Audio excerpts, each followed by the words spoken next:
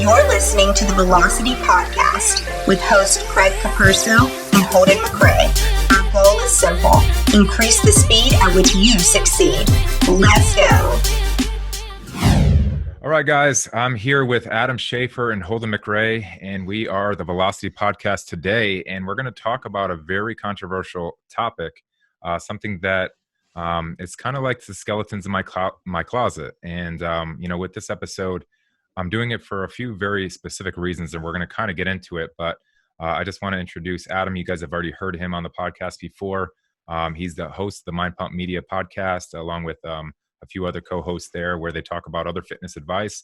He's a fellow IFBB pro and, a personal friend. So that's where he's coming to today, where we're going to kind of have the hard conversation that is asked in the fitness world quite frequently. It's trolled in the fitness world quite frequently. And it's just, it's that taboo topic that nobody wants to talk about: steroids. So PEDs, performance enhancing drugs. And, our take on both of it. Have we had it? And, what's our thoughts about it? And then Holden's on the podcast too, because I wanted to make sure that, he was in on this conversation as a co-host here with me at Velocity. And I think he can actually bring some interesting conversations to this.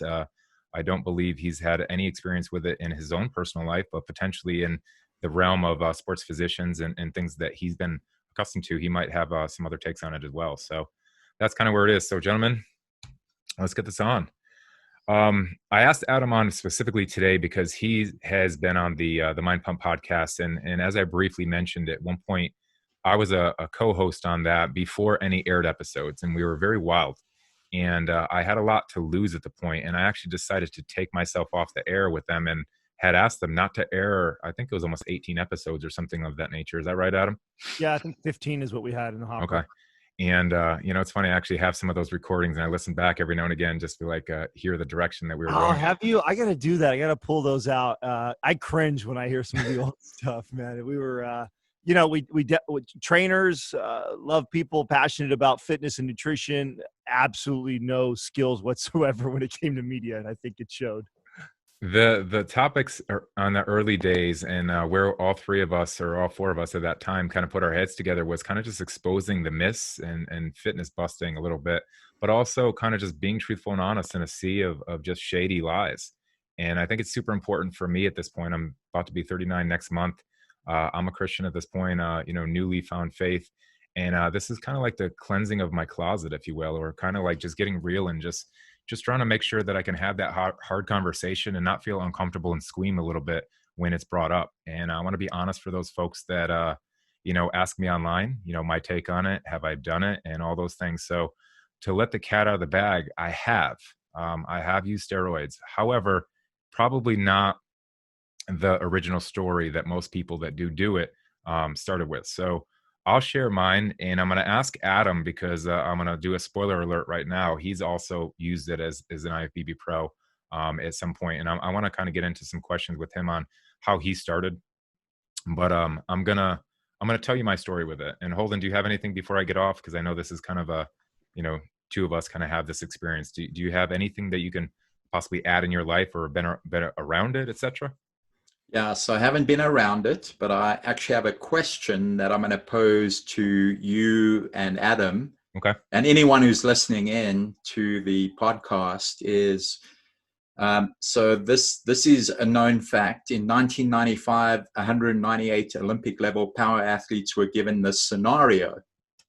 You are offered a banned substance with two guarantees. You will not be caught. By taking the substance, you will win. How many do you think out of that 198 declined? I'm familiar with this.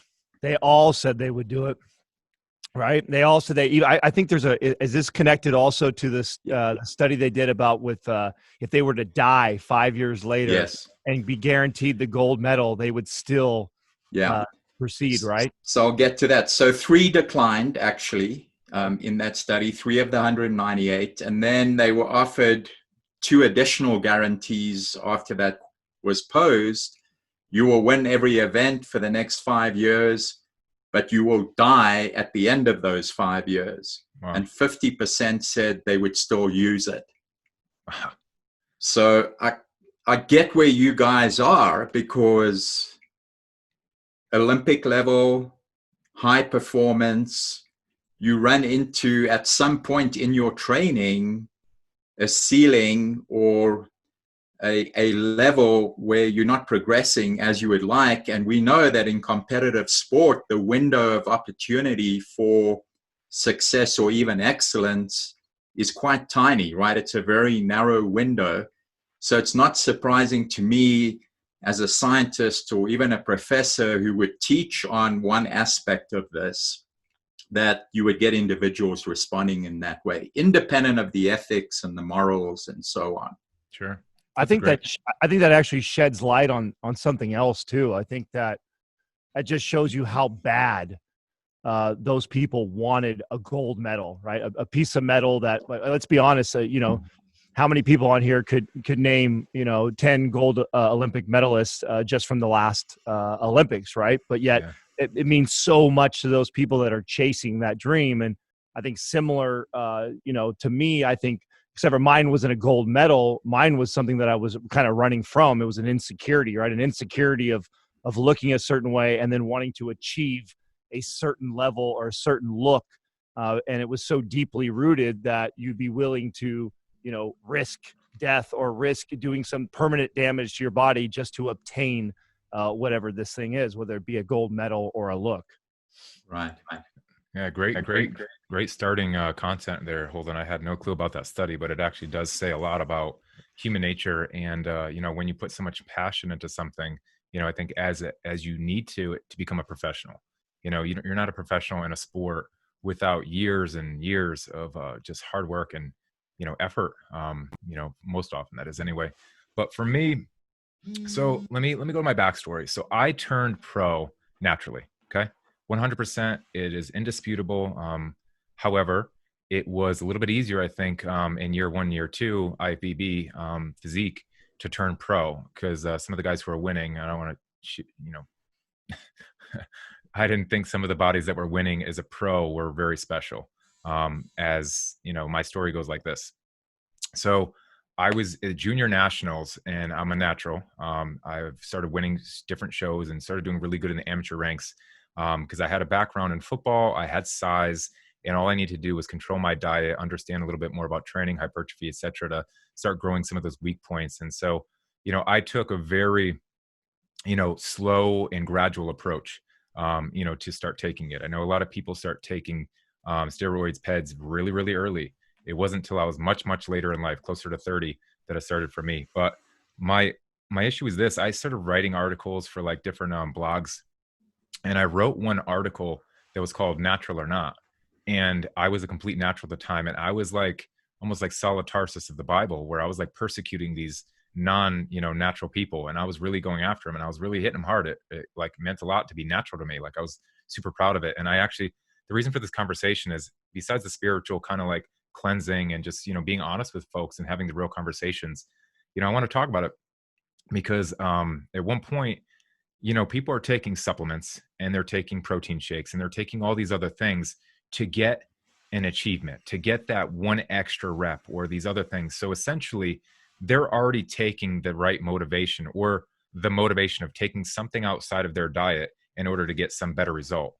Steroids essentially are a little bit just not FDA approved. They're somewhat dangerous. They could be prescribed by a doctor, but essentially the same motivator is for the person who's not taking steroids, taking just regular supplements over the counter, and somebody who is taking steroids, who's just saying, I'm not going to heed the advice of the FDA. Because the article I wrote, Natural or Not, and I was completely natural and just going after the guys who weren't at the time. And this is when I was competing. I was in in the national qualifiers for the physique. And I was backstage and I just saw like gyno on a bunch of these guys and I called them out. Like I was a dick. And I was like, look at this shit. You're taking all this drug. Like I just straight right to their face, didn't care. And, I was just in their face about it. And I wrote this article, but after writing the article, I had a change of heart. And it's not that point in time when I started taking it, but I said, just my point that I made, like if you're taking supplements and you're taking supplements in Russia or Mexico or these other places where steroids are not deemed by their council to be illegal, what's the difference?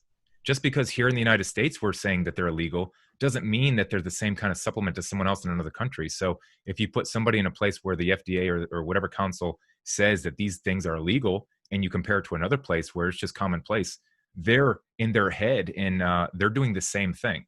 What do you guys think? I mean, my story is a lot less, I think, nuanced than that, and much simpler, right? I was in my early 20s. So, and I think, naive. I think that at that point in my life, I'd already been training for about 4 or 5 years. I would be classified as a ectomorph or a hard gainer, but the truth is I really didn't have the knowledge and the experience on how to really program, design, and diet correctly to obtain a high level looking physique, or an amateur, national, professional physique in the men's physique world. And so at that time in my life, when I looked at like Men's Health covers or Muscle and Fitness, and I looked at those guys, and then I looked at myself, and at that point I was already a personal trainer. My thoughts were, this is the only thing that separates me from these guys. That's the only way you get to that look. Like, you can't get that shredded, you can't look that buff unless you take steroids. So either you look like me, average kind of trainer guy who looks like he kind of works out, or you get on steroids and then you get to look like that. And because I was so insecure about being a skinny kid and wanted to put muscle on so bad, it was pretty easy to persuade me into trying something like this. And, I took the advice of some bodybuilder. I didn't know what I was doing. I had no clue. And, the first time was absolutely terrible. I took a bunch of stuff. I took a massive stack, thinking the more, the better. And ended up having such a hard time that I felt stronger in the gym, but I didn't put on size. And that's all I cared about. I just wanted to be bigger. And I didn't seem to get bigger from it, which, instead of me saying, okay, that didn't work, and walking away from it, that just caused me to try different ones, different types of steroids. And I kind of went down that path for, a lot of my early 20s of cycling on and off and trying different things and never really obtaining the results I really wanted. And so, that's in my early 20s. Then you fast forward later in my 20s, where I'm not really using it this time, but I'm starting to notice in my late 20s a decline in my sex drive. That was what the first thing that made me go, I should probably go get my blood work done and tested and kind of see, because I knew that I had dabbled in the steroid world for several years now. And, could this be potentially affecting me? And it absolutely was. I can't remember the exact number I came back, but my free test was somewhere in the low 200s, which is not dangerously low, but it's definitely not a healthy. It's noticeable. It's not a healthy place for a 28-year-old young man who lifts well with a relatively low body fat percentage should be. And and I was noticing that my sex drive was not what it was just a few years back. And that's what made me reintroduce it again, and more from like a therapeutic dose. So I was taking a much milder dose in my late 20s to just, and at that point, it was actually literally more about my sex drive. Matter of fact, I remember what caused me to go do this was the girl that I was dating at the time. This was kind of a constant kind of fight. Was I didn't want to have sex that much. And I remember going like, oh my God, like, I'm in my 20s and I've become that guy who I said I would never become as a young teenage boy. I think every teenage boy thinks that, right? When you're 17, 18, there's no way I'm not going to want to have sex every single night like this. And that happened to me. It happened where it was less of a priority, and I didn't have the drive. And it got to a point where I was actually having arguments with my girlfriend at the time. And so that's what led me to go check. That's what led me to get back onto a lower dose, to where I was at least in a lower dose. To me at that time, I think it was about 150 milligrams of testosterone that I was taking on a weekly basis to bring my levels up. And I was not doing it legitimately. I wasn't going through a doctor to measure my blood levels or check anything or do anything like I probably should have. And that's what started me back on that journey. And then it wasn't but about a year or two later when I decided to, okay, I'm going to show people that I can build a physique that's competitive and get, in that kind of shape. So at that point in my life, I still wasn't sure I was going to compete. I was just, okay, I'm going to take myself to a body fat percentage, build a physique that I've never done before. And I began to do that and document it on YouTube and on Instagram. And that started the journey. And because I gained so much attention from that on social media, I decided to take it a step further and get into the competitive world. And now my thoughts on this was, okay, I'm already taking testosterone. I'm going to get in the competitive world. Now, by this time, I'm later than you in getting into men's physique, and it's a lot more competitive. In fact, I don't think there's anybody who was natural on the professional stage. Maybe one or two outliers, maybe that were at least claiming to be natural. But at that point, the physiques were at a much higher. Men's physique were starting to look like 80s, 90s bodybuilders a little bit, So I knew that I was going to be increasing my doses of testosterone. I had told myself I was already okay with it because I was already injecting it and taking it. And then I began. And so that was a lot of my journey with steroids, and much of mine was rooted in insecurities. I mean, it was something that I felt insecure about. I always had a hard time with being teased, being skinny, and that was what pushed me in that direction more than anything else. And I'm coming on 4 years now of not using any testosterone at all, and it was a hell of a journey to get completely off of it. And I went through some heavy depression for about 6 months to a year of coming off completely. And to me, this is why I share this openly on my show and talk about this anytime somebody wants to have this conversation, because I absolutely have a lot of regrets. I have a lot of regrets of it because it's forever changed my hormone levels. I've never been the same as I was before I took testosterone, and the feeling that I had of finally getting off, I'll never forget what I went through depression wise, and would never want to feel that again. And so I do talk about it a lot to people that ask me about it.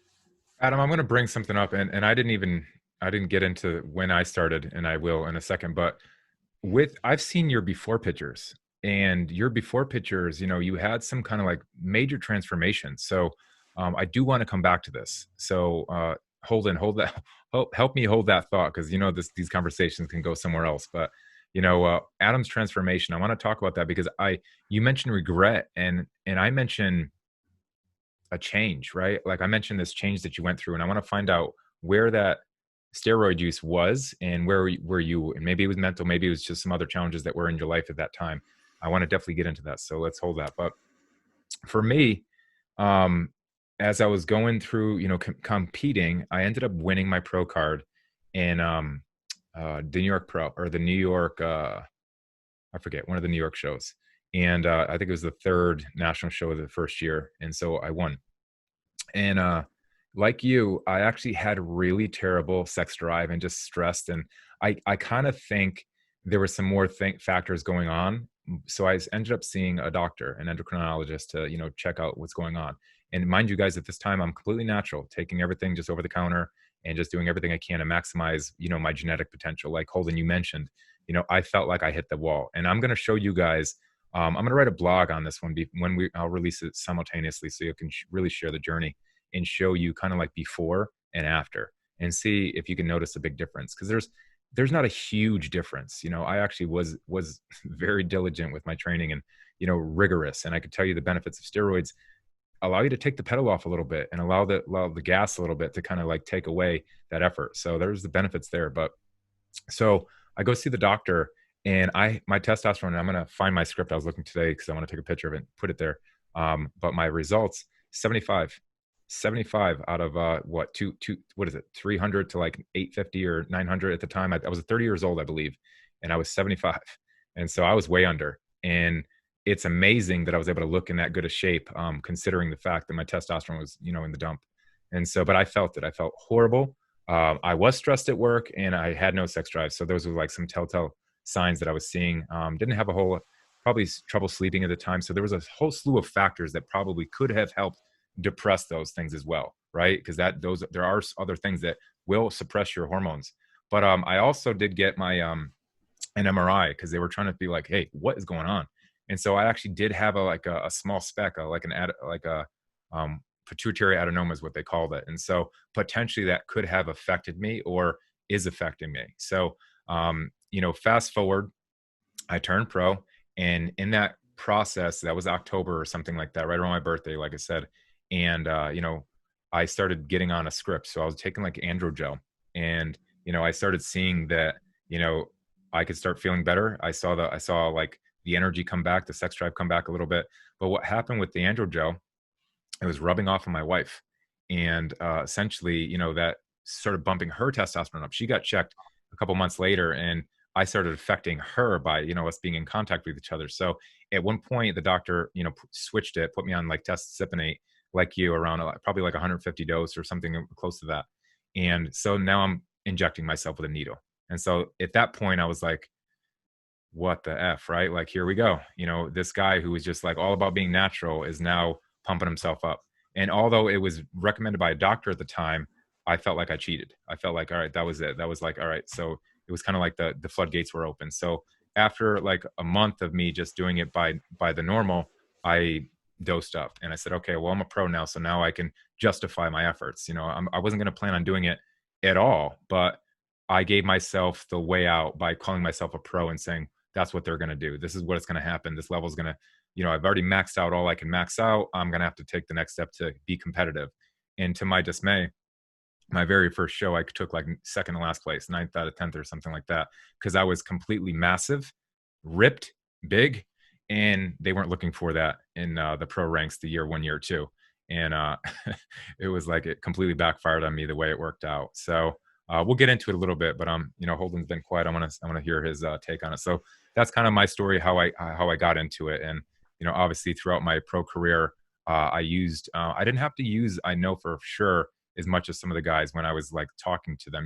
Adam, some of these guys are on like a whole bodybuilder stack, and I lucked out by being very big and a big football player, having a lot of early muscle and being able to be very diligent in my early career and consistent.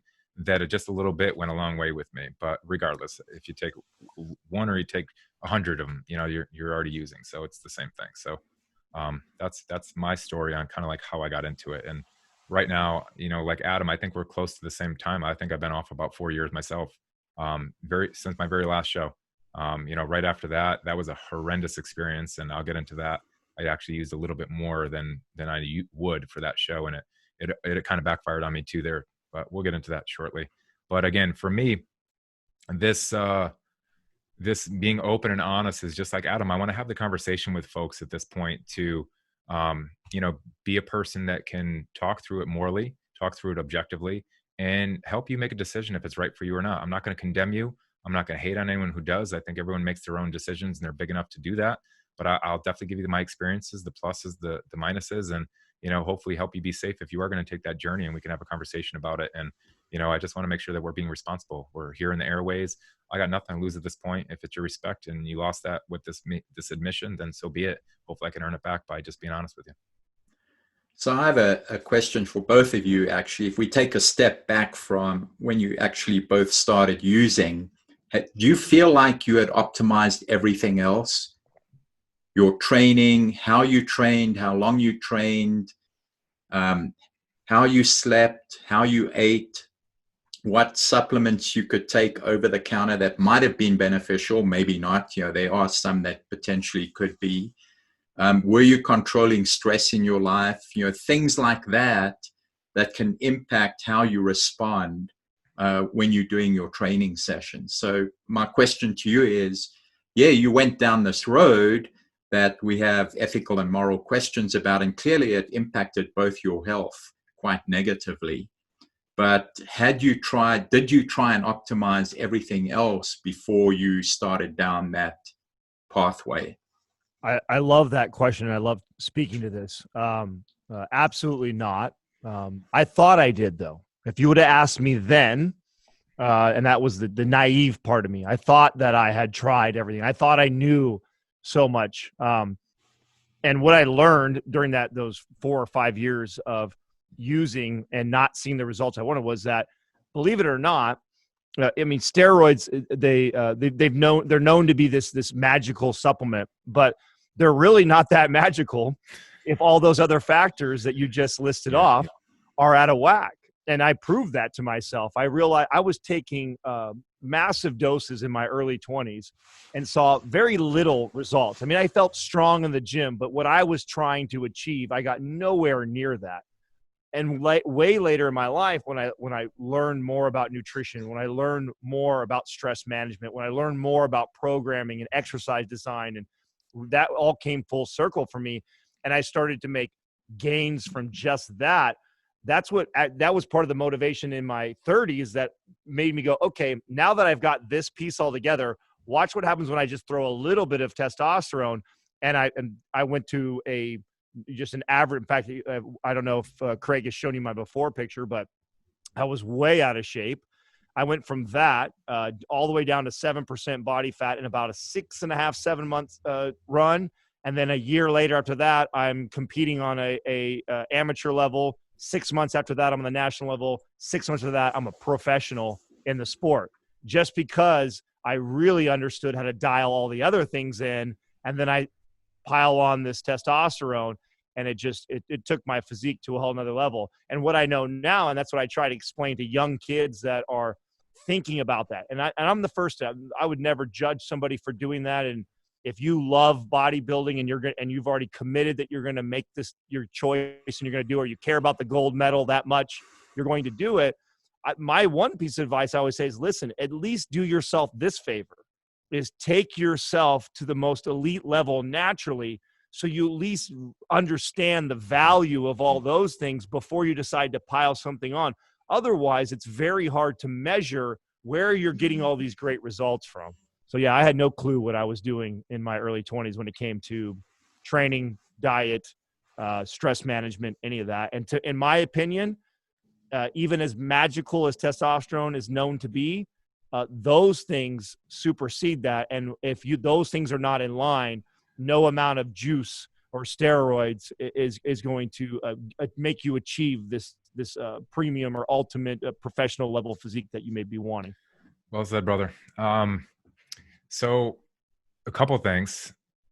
I would say 80-20 for me, because like I said, I was kind of like a phenom when I was natural, and I was able to compete with some of the people, that were juicing, and I was right there toe to toe with them for the most part. So I would say I took the training, the nutrition to the level that you could take it. Like, there was nothing more that I feel like I could do.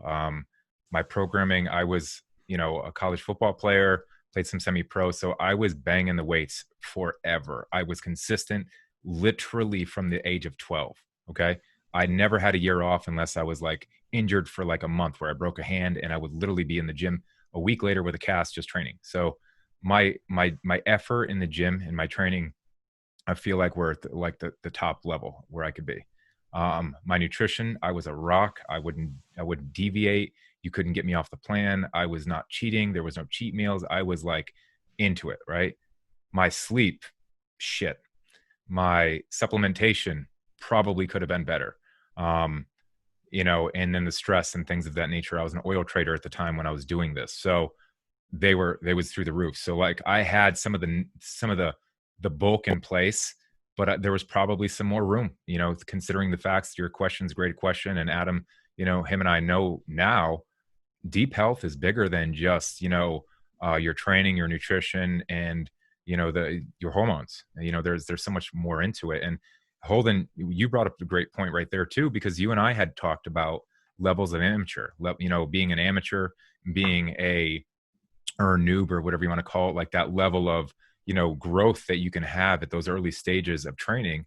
And then when you're in that like moderate level where you got like a couple years of experience and you're growing, we mentioned, Adam, and I don't have it in front of me, the system I put in place, but you can gain, like 2.5 pounds of, like kind of like weight, and good weight, in these monthly things. Like when you're saying, like when you're program designing, say like, how much should you be gaining? And like, if you're new and you're early, you can gain like almost like these steroid type gains as a new person to the gym, just by putting a few of these factors in place.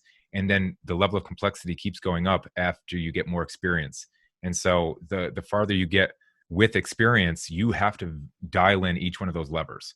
And so at some point, like you guys are mentioning, if you're not dialed in on all those levers, there's still more to go. So don't don't take the cheap way out, which is, obviously taking something that is not potentially healthy for you, especially if you're abusing it and it's not doctor recommended or guided, so they could check your levels and make sure that you're doing it safely, until you completely max yourself out. And that would definitely be my suggestion as well. I have a client that I'm training right now, and he mentioned some things, and he's taking a bunch of SARMs and these other things, and his wife was looking for stuff. And I'm like, look, I'm not the guy. That's not my thing. I don't program this stuff for you guys, but let's talk about the conversation. Let's talk about why you're trying to do it. And, so that's kind of like where I want to get into this conversation as well. Like, when should it be okay? Or not that we're condoning it at all, but like, when would you feel healthy to recommend it? And because, Adam, I want to bring up my point now to you is, you were very out of shape at that point in time. Was that prior to using, or was that like you used and then you went and got out of shape again and then used again? Because look at you now, the journey that you took, and that might not have happened had you taken some steroids to get yourself in a place where you started caring about your body, your physique, and because there could have been a path where you just looked really awful and continue to look really awful, and your priorities would have changed because you weren't paying attention. So I challenge you right now to say that steroids did help you. There was a positive in your life, even though there were some negative factors that might be underlying as you age. What were the consequences if you had not taken those? Would you still completely be overweight, etc.? So go. So what's an interesting actually thing to talk about that many people don't believe me, but I have no reason to lie about it, is the before picture and the after of my first original transformation, not my professional level, but the first, I documented. It's on YouTube, and I'll share the pictures. You could share it with your audience. I took my body fat percentage. It was at 19.6% body fat. And there's a video of me saying, this is day one. I'm actually on testosterone. I'm actually on the 100. I'm actually at this point, because I'm probably about 2 years into being back on it. This is after I've gone and actually got my blood work done and realized that my hormone levels have crashed. I'm taking it, not even training consistently. It wasn't about, when I was taking it, it was actually literally more about my sex drive and like wanting to feel normal and, stop fighting with my girlfriend over sex. Like, that was really embarrassing to me that I didn't want to have sex with this beautiful girlfriend that I had at the time. And so I was, even at that terrible shape, I was taking, about 150 milligrams of testosterone per week. And that first initial transformation, before I decided I was going to compete, I never messed with the dosage. I just kept it. And I showed everybody, I dialed in everything with nutrition, training, sleep, all that stuff. I shared that journey. And so that first big transformation is the same level of testosterone. Now, after that, and I gained all the traction and attention from it, is what made me go, hey, you know what? Why don't I take this to the next level and compete at the professional level? Because ultimately, and this because we've talked off air, that I had this vision of building a digital online business. I didn't know it was going to look exactly like Mind Pump, but I saw the direction social media was going. I saw the people that were giving information and advice on Instagram and Twitter and Facebook. And I saw the information they were providing, and I had already been, 10 years plus in my career and knew a lot of this information was terrible. And I was like, man, I can provide so much more for these people, but I got to get their attention. And the only way I feel like I need to get their attention in this fake world and social media world is to look so impressive that people want to listen to me. And so when I got all that attention from the initial transformation, that is when I said, okay, now I'm going to compete. And then when I decided I was going to compete, I very methodically upped my dosage over each kind of like show. So I was like, every show I'd give myself a little bit more as I'd tweak my programming, increase my caloric intake. And I peaked at about 500 milligrams of testosterone at the professional level. And I dabbled a couple times trying more, and I actually had really adverse effects if I went above that. If I went above that, my body which by the way, when we look at it and we compare ourselves to the super freaks in the world in bodybuilding, there's also a genetic component of how your body responds to testosterone, that we're not all equal. Some people will take testosterone and it just agrees with their body. They take a little bit of it, they respond, it goes great for them.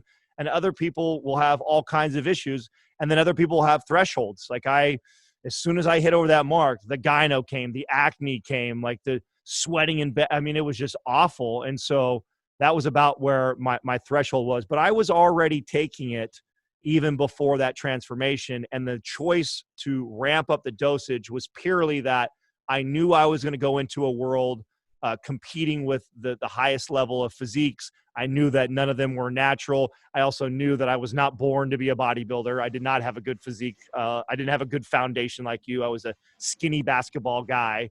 So if I was going to compete with a bunch of bodybuilder guys, I was going to need not only incredible programming, great sleep, nutrition, all those things, and then I'm also going to be using testosterone. Can I jump in for a sec, Adam? You raised a great point.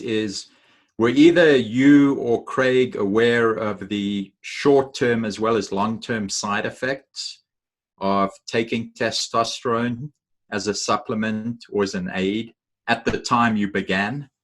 So when I began, I had heard, I was aware, right? I was aware of the potential consequences. And at that point in my life, I was like, oh, acne, sweats, sex drive. I already have too much sex already it is, so that's the way my brain was working at 22 years old. So I was aware of the potential side effects and, again, was driven so much by my insecurities at that young age that it didn't matter. Just like the great analogy you opened this or the great story you opened up with this podcast, I was like that. If I could get that physique or be that impressive and I died 5 years later or whatever, I was probably at that age willing to sacrifice that. That's how crazy and illogical of thinking that I had at that point.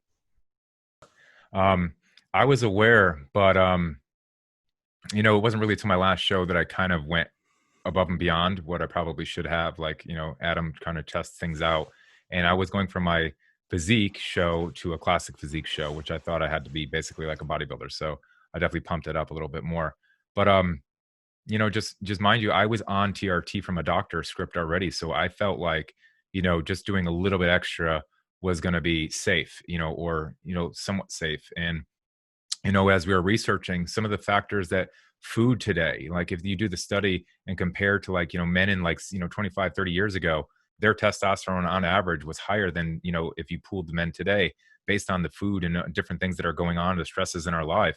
So I was under the guise that basically, my testosterone should be at a specific level, and it would actually be somewhat harmful if I continued on with it at a lower level. So, with the, the ammo that the pituitary adenoma that I had, I was justifying it. I'm not sure if I answered your question. So I was mildly aware of it, but I thought I was doing it in somewhat of a safe capacity, for the most part.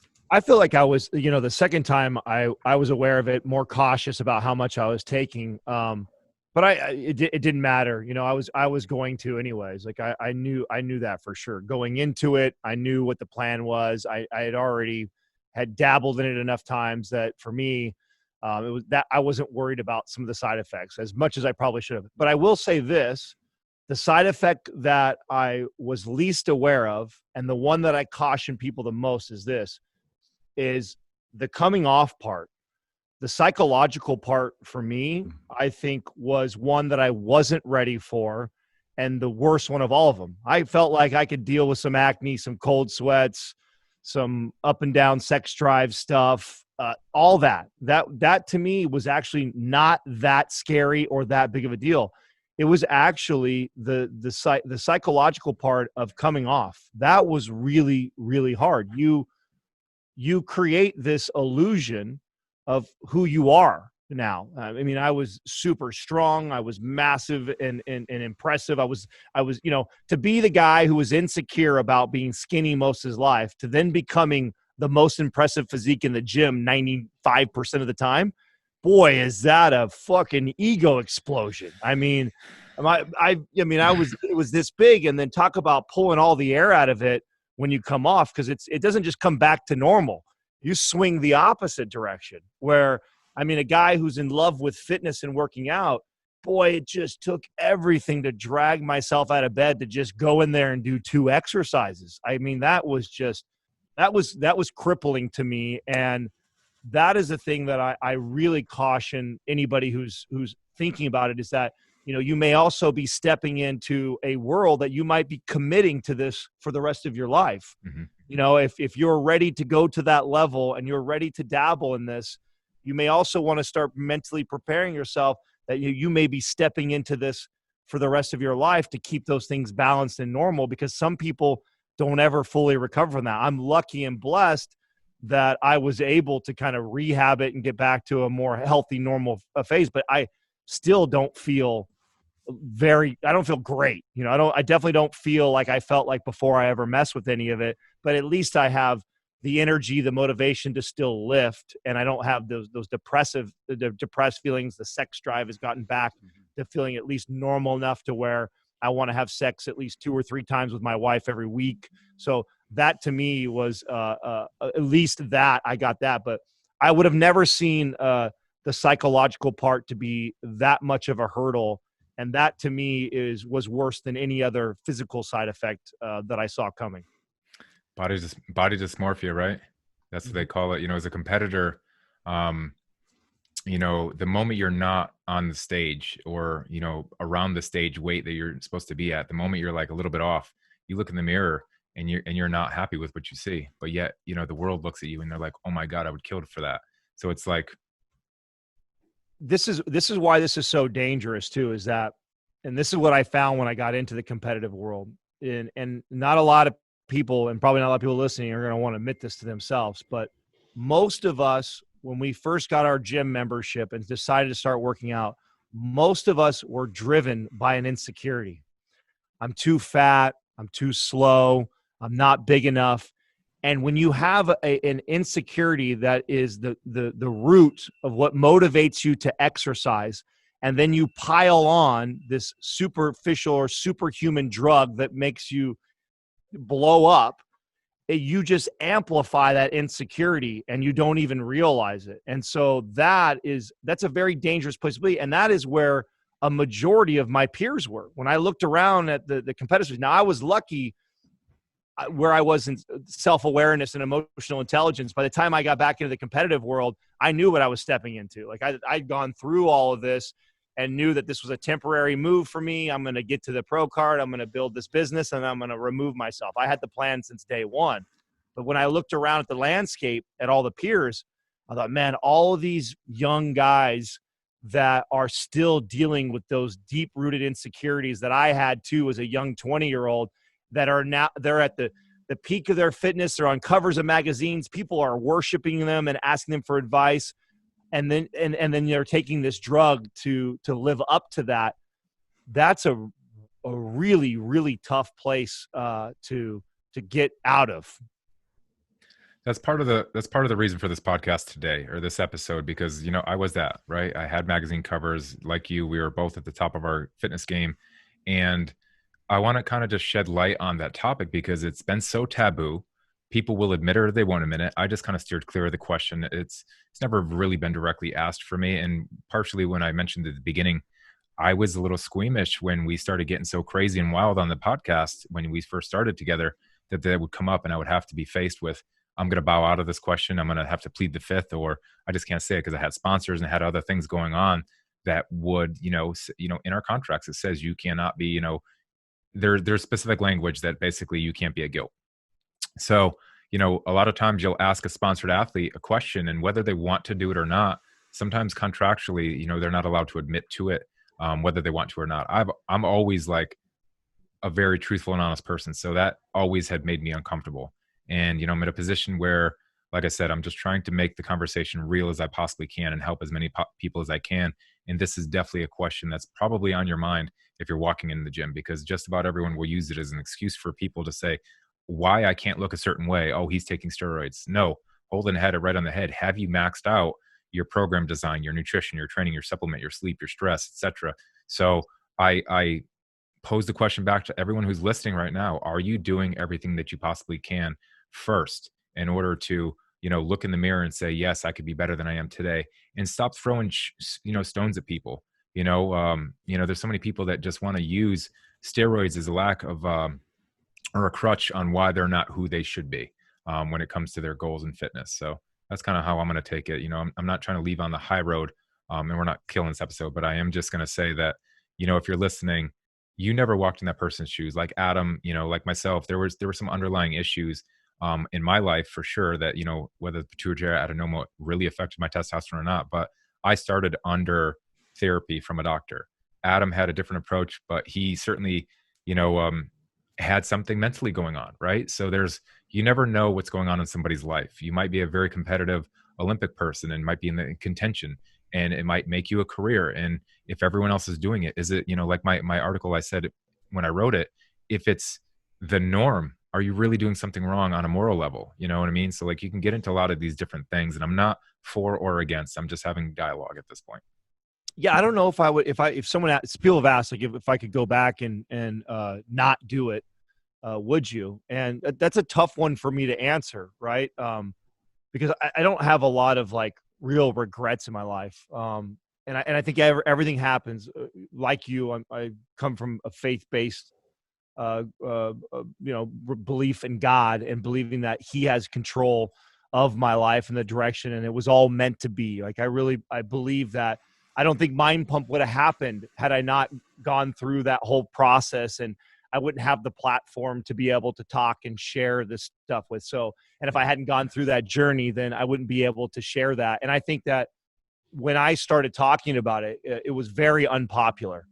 It was not like you're alluding to. You were more the norm. In fact, most guys would either blatantly lie or completely avoid the question. Where I knew damn well I wasn't going to do that. I was going into it being very transparent with what I was doing. You could ask me what I was taking dose-wise, whatever you wanted to know. I was going to be very straightforward about it because I wanted that as a kid. As a young kid coming in, I felt like I couldn't get any straight answers from anybody because everybody lied about it. Yep. And so I knew that I was going to be very straightforward, and I think that I don't know if I would go back and not do it because I think that's provided tremendous value for my audience and many people that I've talked to that were considering doing it, and I've talked them out of it. And then, what we talked about earlier, like, listen, I'm not going to tell you not to do something. How can I do that when I've done that, right? Mm-hmm. What I will say, though, is if you're going to do yourself a favor and at least pursue all these other things first before you decide to pile that on. And I stand by that for sure. I think that there's so many gains to be made in optimizing sleep and understanding the importance of frequency and progressive overload and there's exercises that are superior to other exercise. I mean, there's so much to learn about nutrition and exercise that first become a master at all of that before you try and throw something on that. And the reason why you've got to is this. When you're taking steroids and you're at the peak, anabolic, body is primed to build muscle around the clock 24/7. That's not natural. It's not how the body normally works, right? It doesn't just stay at that optimal time to build. It allows you to get away with a lot that isn't like really true. You can overconsume calories that you couldn't do when you were natural. So you don't have to be so dialed in the diet. I could slam an extra 3 pieces of pizza because my body's going to partition those calories off to building muscle when it normally probably gets stored as body fat because I'm anabolic 24/7. It allows you to train like an animal when you don't have to worry about your recovery so much because the body's recovering so fast because of how high your testosterone levels are. So your programming doesn't have to be in place. You don't have to strategically, progressively overload. You can just throw the whole kitchen sink at the body. And because you've got this aid that's helping you recover at a faster rate and push new levels, you get these superficial results that make you think you really know what you're doing when really you're not really that dialed into those things. You're just blessed because you've got this magic supplement that is helping you get away with a lot of, fallacies in your programming and nutrition. Yeah, right on. And if you were to ask me also if I was, for it or against it, or would I do it again? I would say I would, for the pure fact that you made a couple of points in there.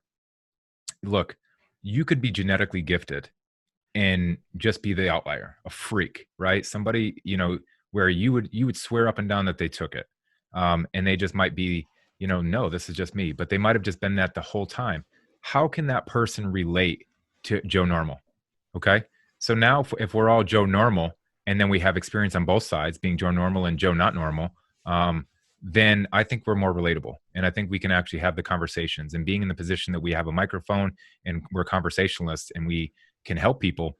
I think our experience by having done it and, having done it naturally, can be in the conversation. So for me, considering what I feel like my trajectory is with, the podcast, having conversations, talking, inspiring other people, I would rather have the experience on both sides of the fence, so I can relate to people who might be in that catch 22 where they're like, I want to do it, but and it's one of those things. So like for me, I'm glad I did it for the pure fact that like now at this point in time, I have the experience, as opposed to just being that, naturally gifted person who is a freak and, is just like, oh, you got to do this. It's the same thing with the person who takes steroids from day one without a foundation is going to say, oh, you got to do this. But yet they got, like you said, superficial gains from the sauce that they were on. So for me, I feel like it's better to be on both sides of the fence. So I have the conversation and the education to talk openly about it and help people when they need it.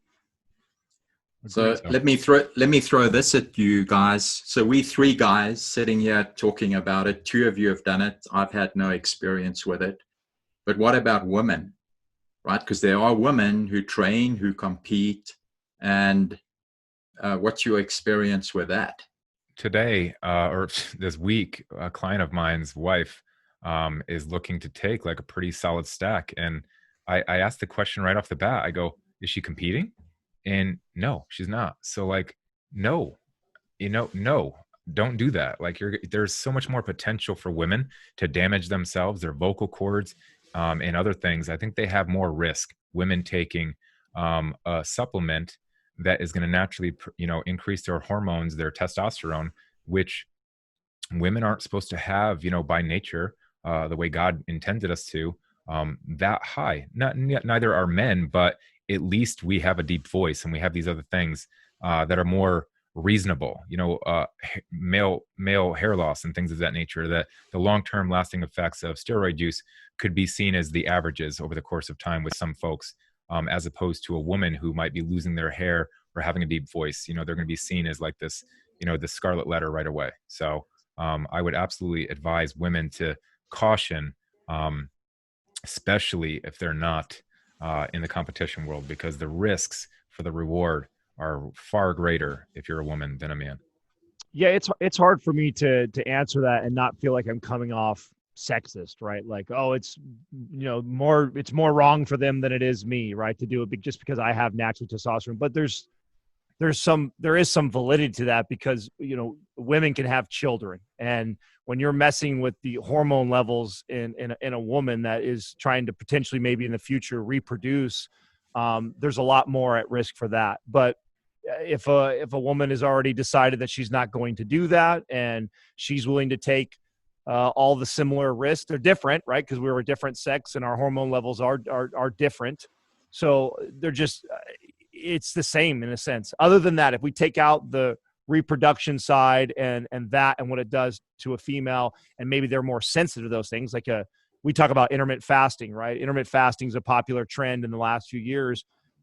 Women are more at risk to do that than a male is. Our bodies are more resilient. We're more expendable. That's how we explain it on the show. Like, we evolved to go out and hunt and potentially die and come back, and it doesn't matter. We're expendable, but women are not. We need them to to reproduce as a species and continue on. And so there are higher risk factors, I think, when you talk like that. But I don't know, on a case by case individual, I think they're faced with similar yet very different insecurities and motives to make them want to take testosterone. Yeah. I mean, the reason I brought it up is that it is an androgen, right? It has a masculinizing effect. So if women are listening to this, which hopefully they are, it's an important, I think, topic to listen to, then you at least be aware that you are going to become more masculinized when you use this. And that the more you use and the longer you use it for, some of those effects might be, as Adam, you've correctly pointed out, very hard to reverse. Yeah. And again, I'm not trying to say do or don't. I'm just saying from a standpoint of, if looking at a male and a female, the risk reward is in the favor of a male because, again, of what you just said, Holden, you're becoming more masculine. It's okay for a man to be more masculine. It's usually not looked at in the same light as women to be more masculine. So, I would say the risk is not in your favor considering the long-term possibilities. But again, if you've already decided that's what you want and you're okay with that, who are we to talk you out of it in that sense? I find I think the biggest misconception with steroids, at least in my experience, is similar to my story of thinking that you need to do that to achieve this next level of fitness, both male or female. They're in pursuit of another level of fitness, being more shredded, more buff, and that the drugs are the next thing. And I would say that 95% of those people have not explored all the other things that Holden was alluding to earlier in this conversation, just managing stress, being more dialed with your nutrition, getting better with your programming, and really honing in that before you take that next step to taking drugs. I mean, there's been many times, and that's why we get questions. I'm sure you get this, Craig, a lot. People used to love, and I just don't entertain it anymore, but people would love to, tag a person and be like, you think he's natural or do you think he's on steroids? And I said, I've been doing this long enough to have seen enough people that have proven me wrong on either side that I don't even try and guess anymore. I've seen genetic freaks that look like they have to be on anabolic steroids, and they're absolutely not. They're completely natural.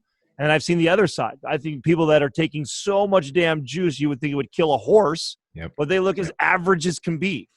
So there's so much more to explore for the average person that tends to gravitate towards potentially experimenting with steroids before they go there. And so that's normally my message constantly is like, man, really explore all that before you decide to commit going down that path, because you'd be surprised when you tweak some of those things and you really hone in, and optimize all of those things for your body, you'd be blown away. I mean, Sal loves to say this on the show all the time. If you just chase health, aesthetics happen as a side effect. I mean, if you are purely like, I'm going to become the healthiest version of myself, and that's spiritually, mentally, sleep, nutrition, exercise, all of that, like you are optimizing all of it, you can't help but be in shape. You can't help but look amazing. Right. I mean, and you see it on those people. When you see somebody who is an example of that, or a close example of that, I mean, their hair glows, their skin glows, they have a great body fat percentage, they have good muscle definition, they're limber, they're mobile. They exude health when they have pursued it that way. But if you pursue nothing but looks and aesthetic, you are not guaranteed to be healthy. In fact, if that's your main and only focus, many times it drives us to be more unhealthy. Yeah, and you're going to be let down too. Just kind of like the chasing success or chasing money mentality. Someone's always going to have more, and in the times that you don't have it, and that's going to define you as a person, you're going to be very let down, because there's going to be things that happen in your life. You can get hit by a bus, break a leg, do whatever you want to do, and then something goes down. COVID-19 shuts your gym down. There's so many black swans in the world that can happen to you. And if your basically existence is based on some kind of something that's superficial or something that you can't chase and be whole healthy with, you're going to be let down. Agreed. Yeah, and I love that what you just said, Adam, too, is, we've been focusing on the physical only, but health is way beyond just the physical, where we're trying to optimize all these different things. It is spiritual health, emotional health, and social health too, right? The connections we have between individuals and other humans, we need that. That's what we built for. And if we're not addressing those additional three areas as well and doing it excellently, then we clearly not going to get the kind of health that we are seeking or should be seeking. Did you happen to read that study they did? This is what my co-host is so good at, is he memorizes everything. I don't know how he does it. But there was a study done on comparing people that had good, healthy relationships compared to somebody. And the study came out and said that having poor relationships was as unhealthy as smoking like 20 cigarettes a day. So, and we just don't ever think about that. And we always try and tell people when because we're always pursuing this look all the time that, optimal health includes that. So if you're so obsessed with the gym that you're going 7 days a week, training 2 hours to look like you're healthy, but you're sacrificing time with your partner, your mom, your dad, your son, your daughter, you're a hell of a lot more unhealthy than you actually think you are. And we have studies and research to actually prove that and show that now. It's super fascinating. Yeah, that's good. That's a good point.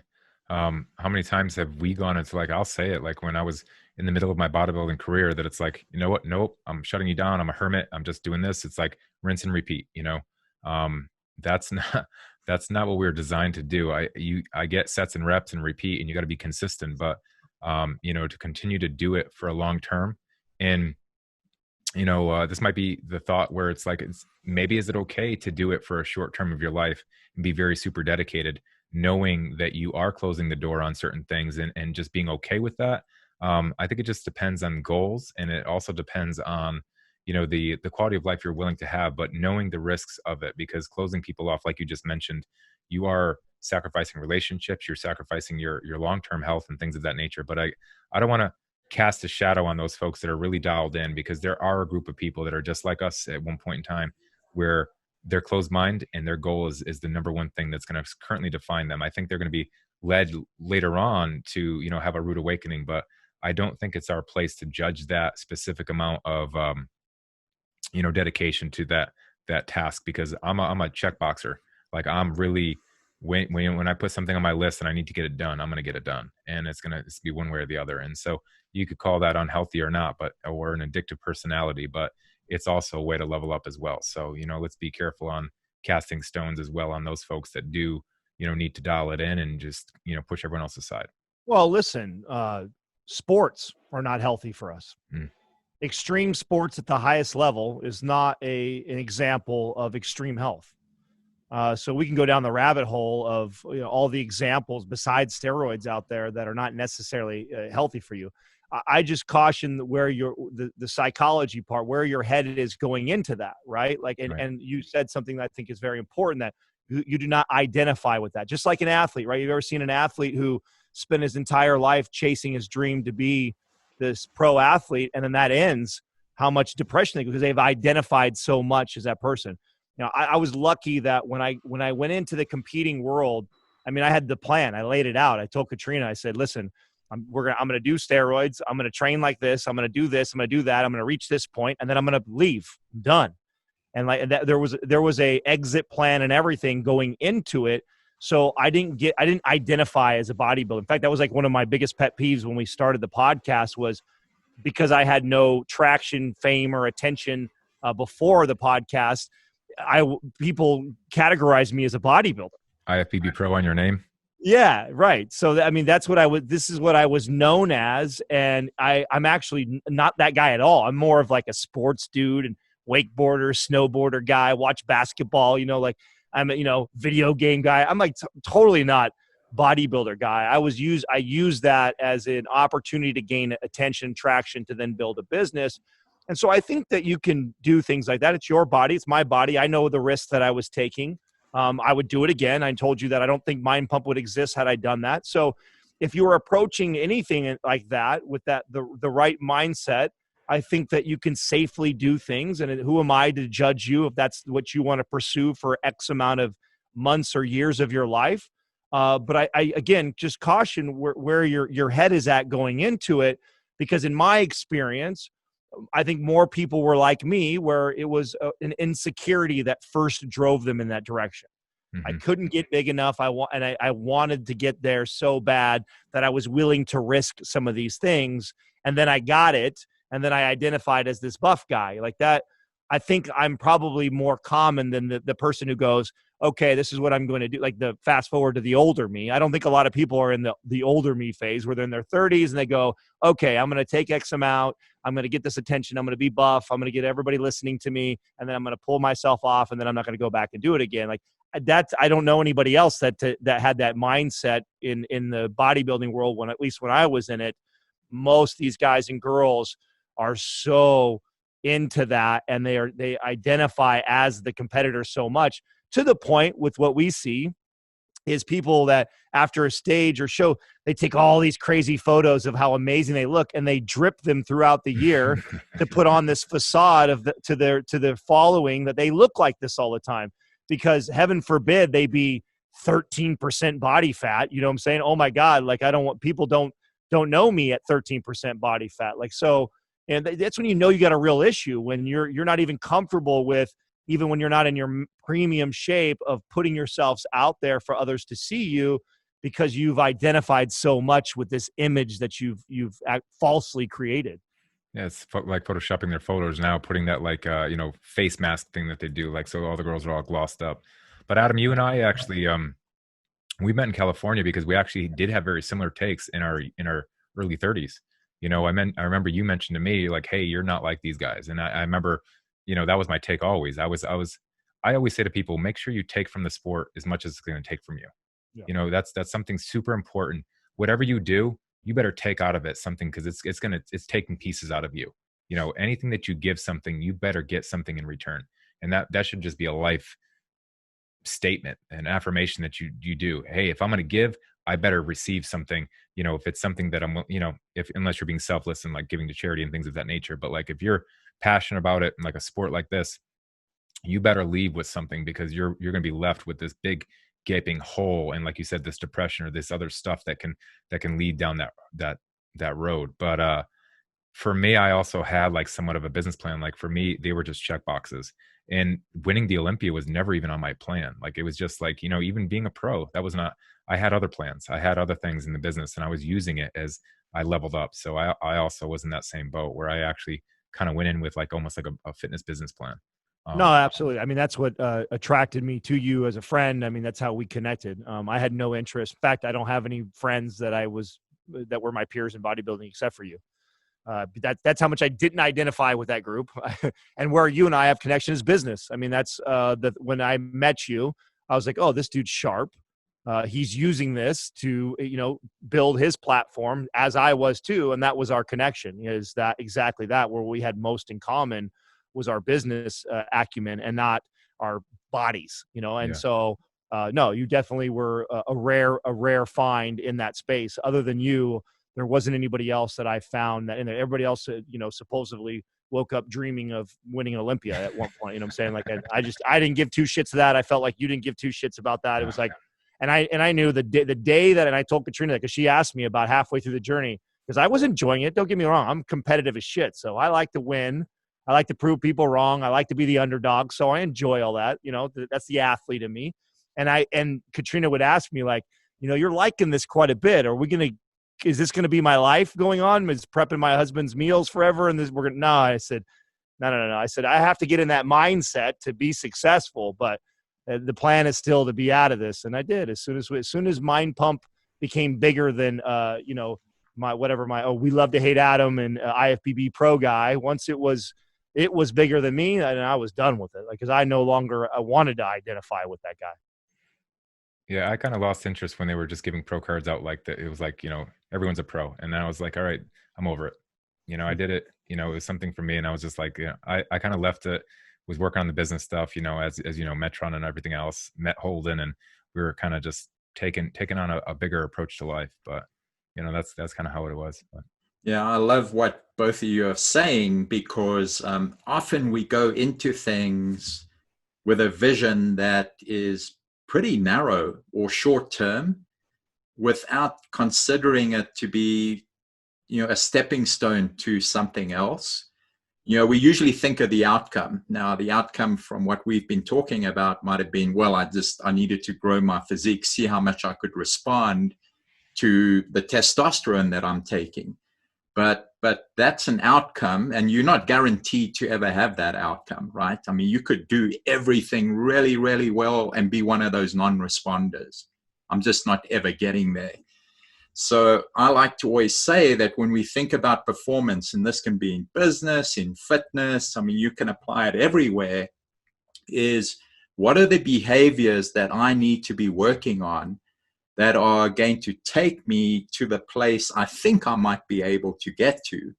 Because if you think of performance as a set of behaviors or habits that you engage in, yes, maybe you get on that podium, maybe you win the gold medal, but establishing those healthy behaviors early on in your life can take you to other places that you may not see when you're busy doing this one thing right now. And both of you have that experience. Now, you doing what you love, you've done these behaviors, you've put these behaviors in place that are allowing you to achieve outcomes that I bet if we went back 15 years ago, you would not have realized that these are some of the things I could be doing. Yeah, I'm not sure Adam, nor myself, nor Adam knew we were going to be talking on podcasts at the time. I know we had some ideas that in our early 30s on kind of like how we could leave our mark and what we could do to like make a business and monetize exposure and business. Both of us were working on fitness apps. I'm still in the game. Adam, yours is no longer, I'd assume, right? No, I lit that $75,000 on fire. It's kindling, brother. Expensive lessons. Yeah. I have a few of those. Macro Jack was one of those too for me. But look, they're all they're all feathers in our cap, right? These things that make us up. There are stripes, there are battle wounds, and some turn out really, really well, and some just give us an understanding and an education and a level of basically real life hard knocks. And I don't think I'd trade it for the world. I'm glad I'm able to sit here and talk with both of you guys on this podcast today, and be able to touch people that are on the fence and thinking about it. And I think we all have the ability to pay it forward, and that's what we're doing here on this podcast, and being able to have a message and entertain conversations that are hard to talk about. And I'm glad I got this one off my chest today, so those conversations can happen more regularly and we can help more people.